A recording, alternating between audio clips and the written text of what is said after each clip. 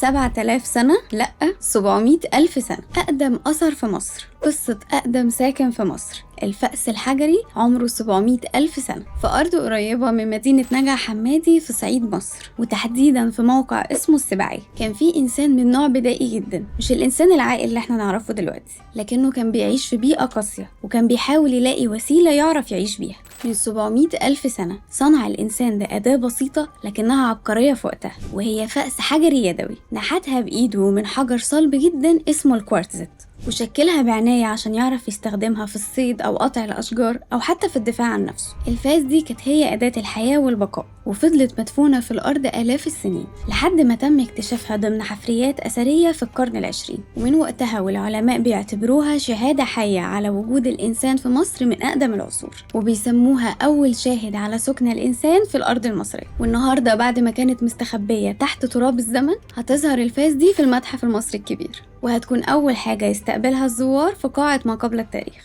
وكأنها بتقول لكل اللي داخل: أنا أول من عاش هنا، وهنا بدأت الحكاية.